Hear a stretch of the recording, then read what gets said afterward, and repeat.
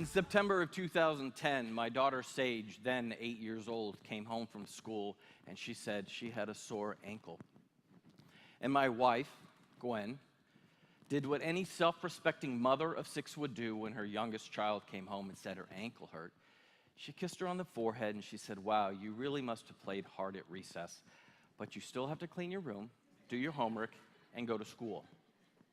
When Sage came home the second day and her ankle was still hurting, Gwen did what any self-respecting mother of 6 would do when her daughter came home and said her ankle was hurting for the second day. They went shopping.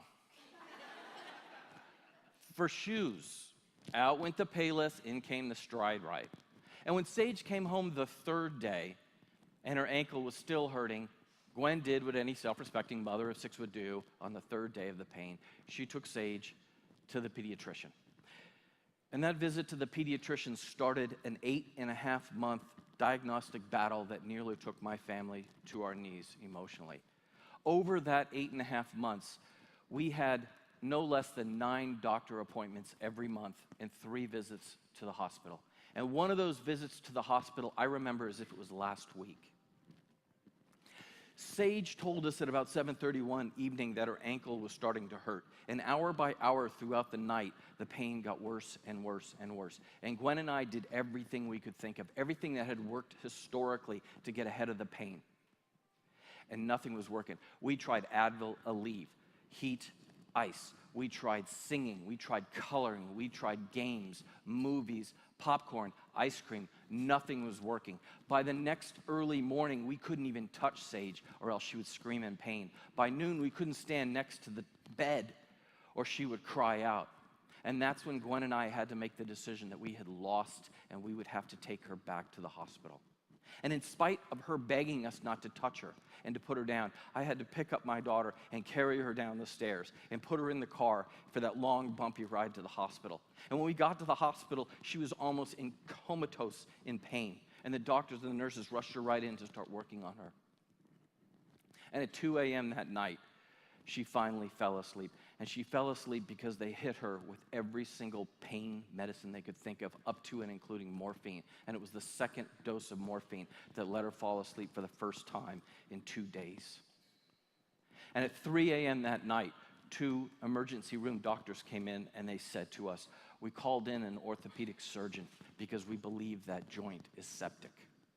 And the orthopedic surgeon is going to cut into your daughter's ankle and look to see how far that infection has spread. And if it's localized, we can treat it. But if it has started to spread, the surgeon's going to take off the lower half of your daughter's leg." And I remember my heart stopped and fell into my stomach, and Gwen burst into tears. And I thought my head was spinning with thoughts, and I said, how can this be? She was just running around playing just 2 days ago. This can't be happening. There's something else you have to do. You can't take off my daughter's leg. This just can't be happening. And then a switch in my head clicked. And I remember saying, wait a minute. My daughter is strong and powerful and resilient. Whatever happens today, she will be okay. She will survive. She will be independent. She will be self-reliant. She will be creative and powerful. She will question authority. She will make an impact. She will change the world. And that switch in my head clicked one more time. And I said, God, why are you doing this to me? What did I do for you to do this to my daughter? If you're angry at me, you take it out on me, not her. And finally, if you want to take a leg, you take mine, not my daughter's. And right then, the surgeon walked in the room. He was a young man, much younger than you. And he had a leather jacket on, and he had a motorcycle helmet. And when he walked in the room, he looked at Sage, and then he looked over at Gwen, tears still running down her cheeks. And he looked at me and said, "Is this your daughter?" And I said, "Yes." And he said, "May I examine her?" And I said, "Yes, of course." So he put his helmet down with his leather jacket still on. He reached his hand toward my daughter's foot, slow and careful like a watchmaker, until his fingers touched her foot. And I looked at his face, and he wasn't looking at her foot. He was looking at her face to see if there was any movement, any pain whatsoever. And carefully and slowly, like a bomb technician disabling a bomb, he pushed on her foot once, twice, 3 times. And then he grabbed her ankle and turned it to the left and the right. and her face didn't move. And then he looked over at Gwen and he said, I don't need to operate on your daughter. As he glared at the two doctors, this ankle is not septic. She was misdiagnosed. And I thought, oh my God, my heart started beating for the first time in 20 minutes. And I said, thank you so much. And I'm so sorry that you came out in the middle of the night. And he said, you're sorry? You're sorry? As he glared again at the doctors, he said, I'm sorry that you had to go through this. But I said, but it's the middle of the night. You had to come out. And he said, wait a minute. I want to tell you something. There's only one thing better than being able to ride my motorcycle along the coast of Newport Beach on a clear night. And that's coming into this room and telling the two of you that I don't need to operate on your daughter. And with wisdom well beyond his years, he put his hand on Gwen's shoulder and said, don't worry, this is going to be okay. It's going to be okay. And with that, he grabbed his helmet and he walked out of the room. Those 8.5 months of that diagnostic train wreck gave us 5 distinct misdiagnoses.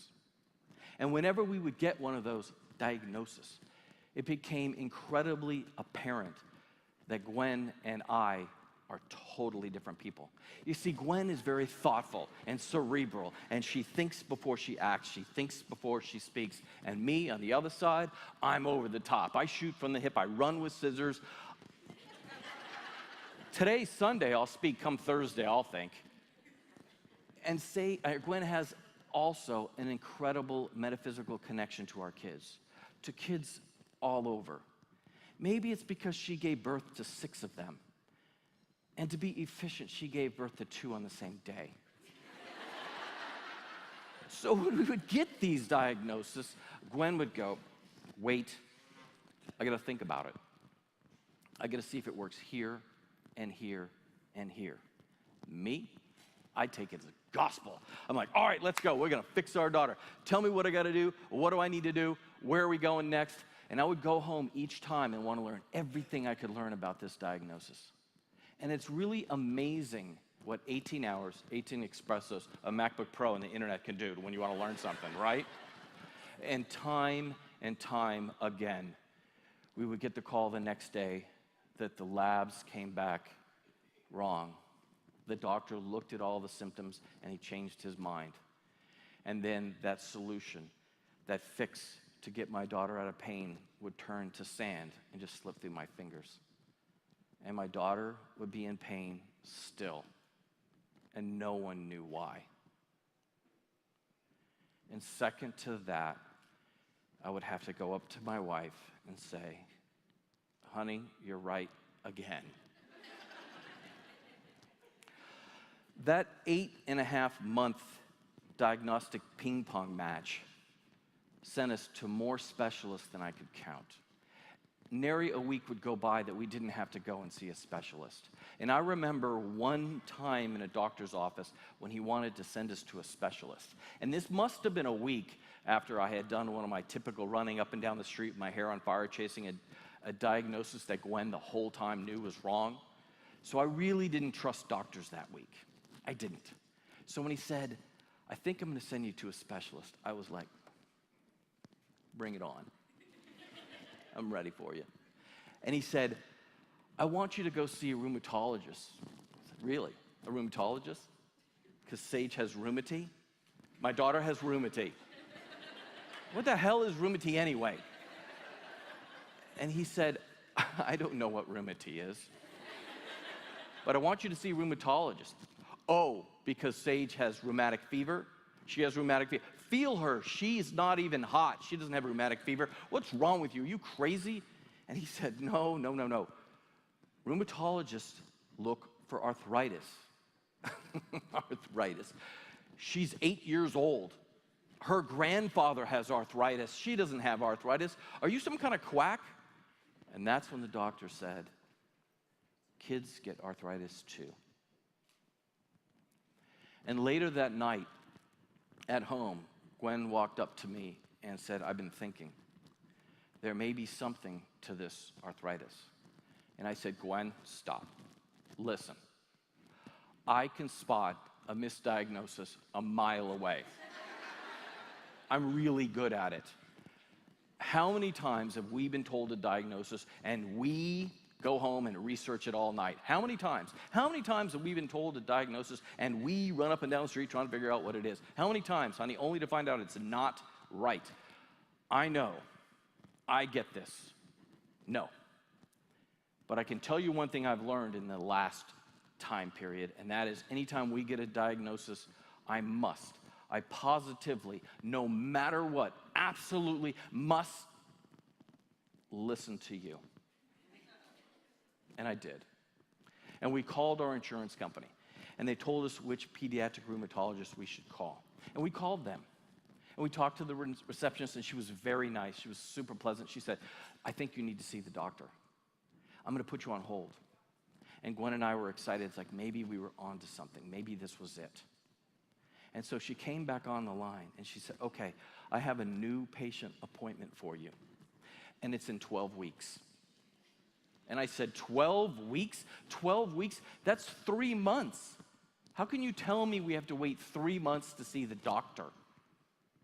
Now, I mentioned to you earlier that Gwen is very thoughtful and reflective, which is all absolutely true, but she can have a meltdown. But the interesting thing about her meltdowns is they are so well thought out. And they are especially well timed and exquisitely intensified. And right now, she was seeing me flail on the phone, and she thought, I think it's time to have a well thought out, exquisitely intensified meltdown. So she had one. And she grabbed the phone from me and she said, listen, my daughter has been in bed for 2 days and cannot get up. She can't walk to the bathroom. I have to carry her to the bathroom. She cries in pain all night and she can't sleep. And you're telling me I have to wait 12 weeks to take her to the doctor? Is that what you're telling me? And the receptionist said, no, wait. Don't get upset. Don't cry. Let me see what I can do. I'm going to do something for you. And she put us on hold. And in that moment, I thought, I love my wife. She is so great. She's brilliant. This is why I married her. She is so cool. We're going to see the doctor tomorrow. This is wonderful. And right in the middle of my I love my wife happy dance, the receptionist came back on the line. And she said, okay, I have an emergency appointment available, and I'm going to give it to your daughter. And I thought, we're going to see them today. And she said, the emergency appointment is in 8 weeks. 8 weeks. I said, 8 weeks for an emergency appointment? You've got to be kidding me. This is 2010. This is America. This is California. We're in Orange County, and you're telling me we have to wait 8 weeks to see a doctor for an emergency appointment. Well, what I didn't tell you necessarily about all of Gwen's meltdowns is she always saves just a little bit of intensity in case she has to go all in. And I was flailing on the phone again, and she decided, I'm going all in. And she reached over and she put the phone on speaker, and she said, I want to ask you a question. If this was your daughter and she has not been able to get out of bed, would you wait 8 weeks? And if this was your daughter and she has not been able to walk to the bathroom, would you wait 8 weeks? If this was your daughter and she has not been able to sleep for days, would you wait 8 weeks? Tell me, if this was your daughter, would you wait 8 weeks? And the phone was silent. The silence was deafening. And then a meek voice came on and said, I didn't tell you this, but if you take your daughter to the hospital and you say she has juvenile arthritis, a pediatric rheumatologist must see you within 72 hours. And she hung up the phone. And that's what we did. We took Sage to the hospital. We admitted her and we said, she's got juvenile arthritis. And sure enough, in 3 days, the pediatric rheumatologist came in to examine Sage. But the problem was the doctors and the nurses had worked for 3 days to get Sage out of pain. So when the rheumatologist came in, Sage had no symptoms. And the rheumatologist said, this is absolutely not arthritis. It's not. And she sent us home with our 5th and final misdiagnosis. Of course, a diagnosis that Gwen immediately said, nope, that's wrong. And a diagnosis that I immediately said, okay, let's go fix my daughter. Come on, Gwen, light my hair on fire. I'm going to go chase this one up and down the street too. Only to find out that I had to say, Gwen, you are right again. This 8.5-month diagnosis period was more like an endless differential diagnosis. It was like an endless episode of House. We had the whiteboard and we listed symptom after symptom, occurrence after occurrence, over and over again, drawing arrows to a diagnosis that now we know was completely wrong. But there always was a symptom on that board that was either circled with a question mark or crossed out or erased, because every doctor said it can't be related, maybe it didn't even exist, I don't think so. And that symptom was this really unusual rash. And what was so unusual about this rash is it would come on in a minute and it would disappear as quickly as it came on. But even more unusual is it never revealed itself to a doctor, not once. All those trips to the doctor, all those visits to the hospital, not once. It only revealed itself to Gwen, Sage, the kids, and I. And we tried to describe this rash to the doctors. We took pictures with our cell phones, with our film cameras, our digital cameras, with my iPad. One time I was FaceTiming with a doctor and I was holding my laptop over Sage's legs going, there's the rash. What's this rash? What is it? And no one could tell us what it was. No one. And finally our pediatrician said, listen, when the rash comes back, just go straight to the dermatologist. Don't worry about insurance. Don't worry about referrals. Pay cash. Hell, I'll pay the cash. Just take Sage to the dermatologist. And we did that. Gwen, Sage, and I were driving in the car one day, and from the back seat, Sage said, my rash has returned. And it had returned. And it returned with a vengeance. It was the worst I'd ever seen. It was on her legs, and her arms, and her belly, and it was starting on her back. So we turned the car around, and we drove straight to the dermatologist. Now, this dermatologist has seen all of our kids and Gwen. And given we have such a huge family, our family represented about 5% of this doctor's practice. So we have a little bit of clout in that office. So when we walked in, they just took us straight to a room, and the doctor came in about a minute later, and he looked down at Sage's rash, and he turned to Gwen and he said, does she have sore joints? And Gwen said, yeah, she does. And then he said, does she have spiking fevers? And Gwen said, yeah, she does. He said, this is juvenile arthritis. And we're like, no, it's not. Been there, done that. Spent 5 days in the hospital. It's not juvenile arthritis. Know it. And he said, did you get a second opinion? And we said, no, but we have an emergency appointment in 3.5 weeks. And he said, 3.5 weeks for an emergency appointment? I said, no, 8 weeks. But we're 5 weeks into the wait. And he said, 8 weeks for an emergency appointment. 8 weeks. I said, yeah. He said, that's unacceptable. That's absolutely unacceptable. And he turned around and he marched out of the room. And Gwen and I were looking at each other saying, what just happened? And Sage was almost in tears when he burst back in the room and he said, give me your insurance card. And I'm like, oh God, here's my insurance card. And he ran back out of the room, and as he walked down the hall, we could hear him saying, this is unacceptable. This is just unacceptable. And 20 minutes later, he came back into the room with a piece of paper and my insurance card, and he said, here, you have an appointment with the rheumatologist that sees kids in 40 minutes, and her office is 20 minutes from here. Now go. And I said, oh, thank you. What do I owe you? He said, you don't owe me anything. Now go. And we left, and we got there in 15 minutes. And when we walked into that waiting room, they said, are you Sage? Come with us. And they put us in a room.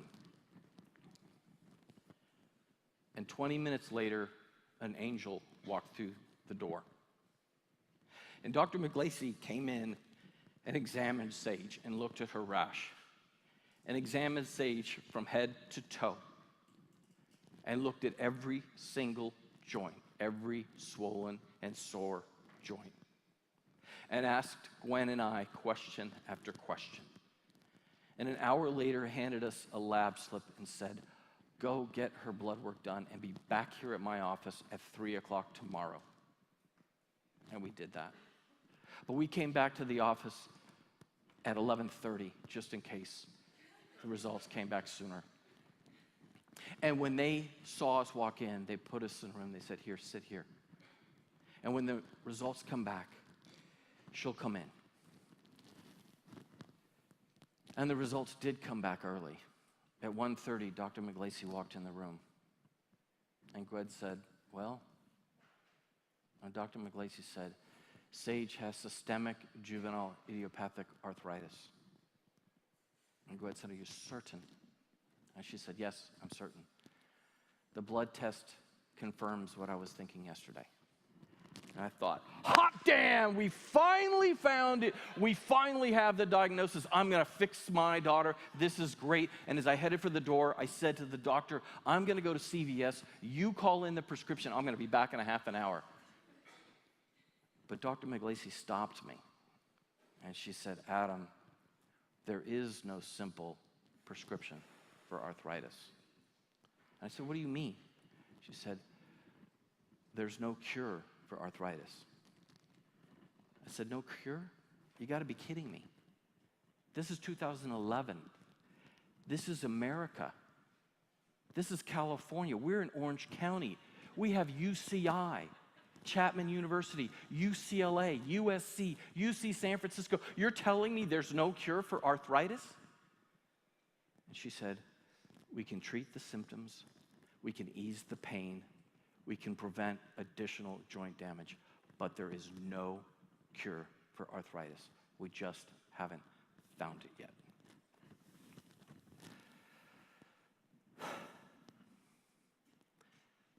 Dr. McGlacy stayed with us until 7:30 that night, and she answered every question we had. She told us everything she could tell us about systemic JIA. She told us about every treatment option. She told us how we could deal with Sage's pain. She told us about camps for kids with arthritis. She told us about the Arthritis Foundation. She would not let us leave until she felt we were okay.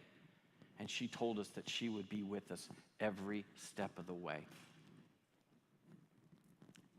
And later that night, when we were at home, Gwen and I were just sitting on the bed, staring off into the distance. We weren't talking, we weren't sleeping, we were just staring. And I remember thinking that the 8.5 tons of bricks that were on my shoulders for 8.5 months had finally lifted with this diagnosis. And 10 tons of bricks were put back on my shoulders with the realization that this condition would be part of Sage for the rest of her life.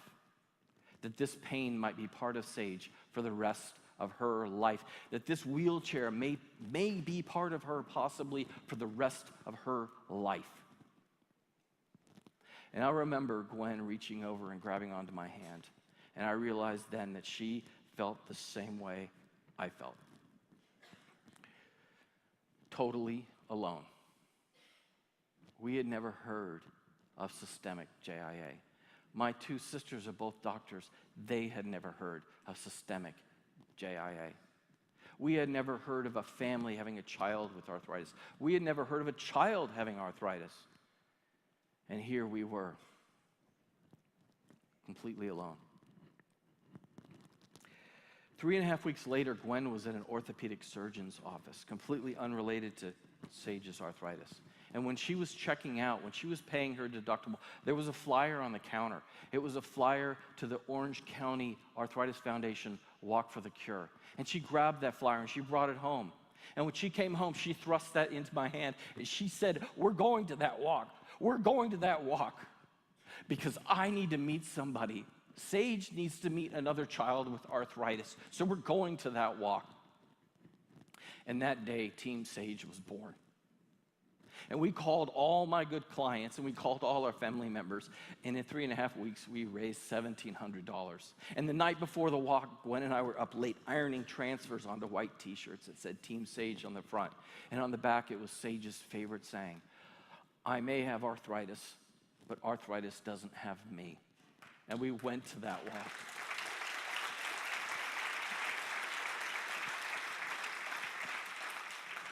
We went to that walk. And we were met with thousands of people a sea of purple and green and blue. There were teams of 40 and 60 and 100 people, and there we were, our measly little team of 7 in white transfer t-shirts. And we were surrounded by people that were there for the same reason we were, but I had never felt so alone in all my life. But we did that walk. 6 of us did, pushing Sage in her wheelchair. And when we got back to the expo center afterward, I felt horrible because the walk was over and we had met no one. We had met no one. I watched kids running by and I thought, does that child have arthritis, or her brother or her sister, or just her grandfather? I saw kids in a bouncer, bouncing and bouncing and bouncing and laughing. I thought to myself, will my daughter ever be able to be in that bouncer?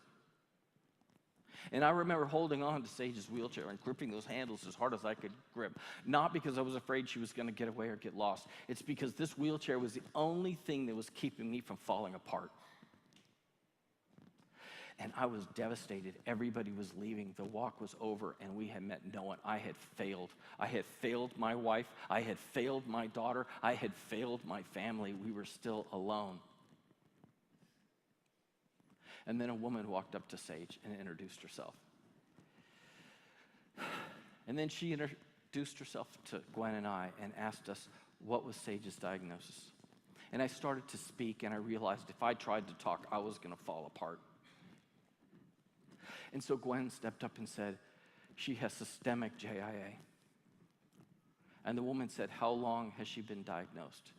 And Gwen again said, 2 months. And the woman said, oh my gosh, you need to meet my sister-in-law. You need to meet my sister-in-law because her daughter is systemic. So don't you move. You stay right there. Don't you move, which was fine with me because breathing was about to bring me down and walking would have taken me to my knees. And a moment later, an angel walked up to us. And this angel introduced her daughter to my daughter. And this angel's daughter rolled Sage away so they could talk. And then this angel told us everything about her daughter's diagnosis and asked about Sage's. And this angel told us everything about the medication that her daughter was on and had tried, and she told us everything she knew about the meds that Sage was on.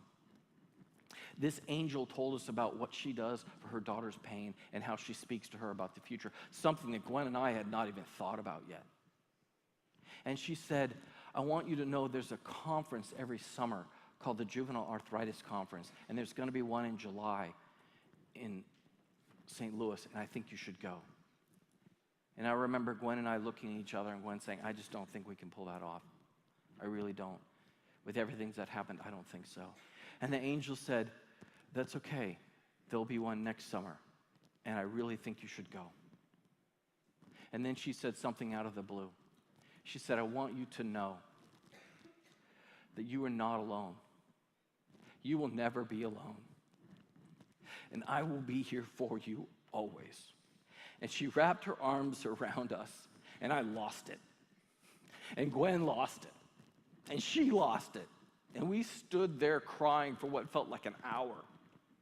And I remember that so much of those 10 tons of bricks were leaving my shoulders because we finally met someone. We finally met someone, and we were no longer alone. We were no longer alone. And 8 weeks later, by the grace of God and the generosity of a great many people, I was walking off a plane in St. Louis with my daughter and my wife, and we were going to our first JA conference.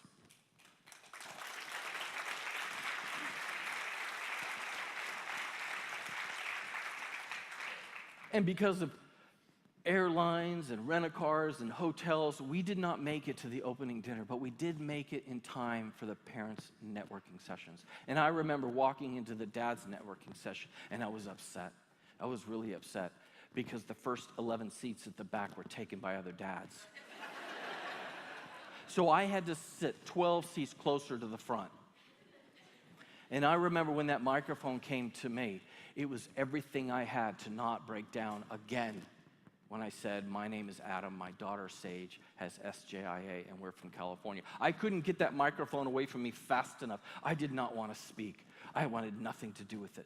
But over the next 3 days, we learned so much about this condition. We learned so much about the medications that were available and on the market. We learned so much about what to do about Sage's pain and her school, and we met so many families. Sage met kids that she still talks to this day. And more important, we met young adults that used to be as sick as Sage, and now they weren't. They were independent and powerful and self-reliant. We met young adults that were powerful and creative and were making an impact. We met young adults that were changing the world. We met Jen Ziegler, and we had hope. And we went home to California transformed. We stopped asking why, and we started asking how. How do we make an impact? How do we give back to the Arthritis Foundation? How do we give back to this JA family? And even more important, how do we make it so that no other family has to go through what we went through? And so we immersed ourselves into the Arthritis Foundation. We volunteered at every opportunity. We went to every meeting and every event. We became a warrior family. And soon Sage was picked to be the youth honoree for Orange County's inaugural JBR. And Gwen and I were tapped to co-produce the event. And then we had the honor of helping bring the JAC to OC, the conference to Anaheim. And I was given a task that ultimately would change my life. I was asked to put a program together for JA dads. And that started my mission to learn as much as I can about you JA dads, about fathers of kids with chronically ill children, so that I could share it, so that I could reach out and help you. That's what I did. It became my passion, my life, my warrior path. And you ask why I'm up here, and you ask why my family does so much, I can tell you why. It's because of you. It's because you wrapped your arms around my family when we were falling apart, and you made us know and understand that we're not alone. We'll never be alone, and you will be here for us always. So that's why we do it. It's our responsibility to you. And you have a responsibility too. You have a responsibility to the other family at that table and the family next to you and behind you. You do. Because if you are a warrior family, they will be a warrior family. And if they are a warrior family, we will all be a warrior family. And the critical mass that is this JA warrior family will be so strong, we could accomplish anything we need to accomplish, anything. And trust me when I say, if you pay it forward when times are good, when the bad times come, and trust me or any of us that have been on this trail for a long time, bad times will come. There will be a family there for you. When your son or daughter is in a flare and in the hospital, they will be there. When one of the siblings is upset because they're not getting the attention that their sick brother or sister are getting, that family will be there. If your spouse is stuck in grief or denial or depression, they will be there. Or if you just need someone to hold you, to have a glass of wine with you, to have a beer, they will be there, no matter what. No matter what. And it doesn't need to be about arthritis. It could be about anything else. And I know it personally, because in 2015, I was in my suite in Orlando, Florida, at the conference in Orlando, and there was a JA dad with me, and we were putting out popcorn and peanuts and potato chips. We had 2 cases of beer on ice. We had 3 pizzas in the oven. See, we had invited every single JA dad back to my suite to break bread and have a drink and to talk and to listen, to tell stories and hear stories, to laugh and to cry, to fellowship and connect. And just as I was putting out the red Solo cups next to the Costco margaritas, my cell phone rang. And it was about my oldest stepson, Travis. He had been surfing in Malibu and had an accident, and he was paralyzed from his hips down. And that JA man stayed with me. And he kept me from falling down, and that JA dad stayed with me. And he told all the other dads, we weren't having a party, something really horrible has happened, but you be ready to help. And that JA dad stayed with me, and he helped me make the call to my wife who was at dinner and tell her that her firstborn, her baby, was sitting in the ICU at UCLA Medical Center, and he has no feelings from his hips down. And this JA family once again wrapped their arms around my family when we were falling apart and convinced us that we are not alone, we'll never be alone, and they will be there always. 3 JA moms did not let Gwen out of their sight that whole night, and another JA mom helped me get her on the very next flight the next morning to the coast. And a JA dad rented a truck and backed it up to my house. And he and his family and his friends packed my entire house and moved us to a house that was accessible for not 1, but 2 kids in wheelchairs. So you wonder why I'm here? You wonder why I'm up here doing what I do? I do it because of you, because you're my warrior family. And I'm indebted to you forever. My family is, because you kept us alive. Now, I don't know all of you. I've had the great honor of meeting a great many of you. But the rest of you, I want you to know. When I go to bed each night, I put my head down on the pillow and I look to God and I pray that I do get a chance to meet you. And when I do meet you, I hope that I can hold you and we together can say, we are glad that we're not alone. We are glad that we'll never be alone. And we're glad that we are here for each other always. And I hope I can do that next year at the next conference. I thank you so much. Safe travels. Godspeed. Thank you.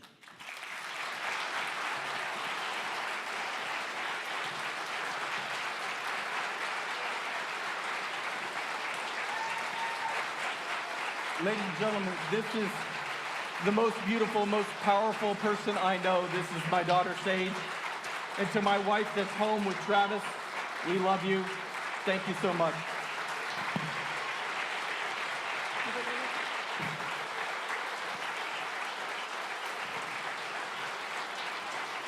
Thank you.